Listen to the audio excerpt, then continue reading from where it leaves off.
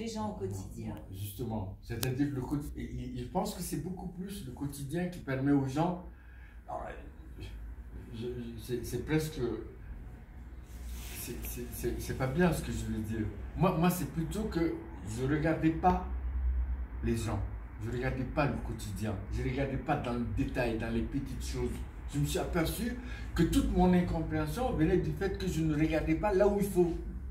Il fallait que je regarde dans le quotidien des gens, dans des bouts de vie de gens, des morceaux de vie des gens. Mais ça veut dire quoi? Le couvre-feu? Le couvre-feu, comment les gens rentrent chez eux, alors qu'en fait, pendant toute la journée, la personne, elle n'a pensé qu'à trouver assez de pièces, de monnaie pour pouvoir acheter 3 mangues et 4 carottes en rentrant à la maison, et que le coup de feu l'oblige à un moment d'arrêter d'espérer et de rentrer, au risque de se faire arrêter par les gens ou d'être embarqué par la police ou par les autres, parce que il y a tellement de gens qui avaient des envies de ne voir personne dans la rue qu'eux-mêmes, que finalement tout le monde se cachait.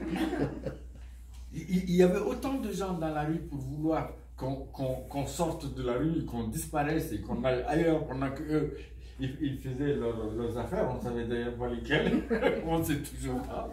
Mais on devait aussi être dans la rue pour chercher le quotidien. Comment faire?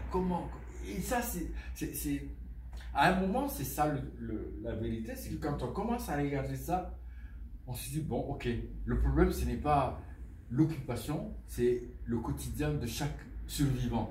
Ceux qui ne sont pas morts encore dans des attaques ou sur des mines, comment eux, ils font pour vivre au quotidien? Et c'est ça, finalement, qui te détourne de la question intellectuelle ou philosophique de pourquoi ça nous arrive, ou qu'est-ce que c'est qui nous arrive. C'est au quotidien, comment vivent les gens. Mon voisin, je commençais à regarder mon voisin et à le voir différemment. C'est un ancien ministre, mon voisin, celui juste à côté de moi, c'est un ancien ministre que je n'aimais pas du tout quand il était ministre. Mais puisque je le vois, son quotidien, j'ai commencé à comprendre ce qui se passe dans la maison à côté de chez moi.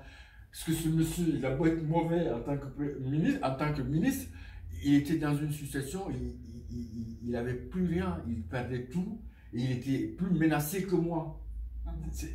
Donc, ça m'intéresse de savoir qu'en fait, on peut passer de dominer tout, de maîtriser tout, et puis tout d'un coup, de ne plus avoir en main comme clé, et d'être aussi fragile, lui plus fragile d'ailleurs que moi.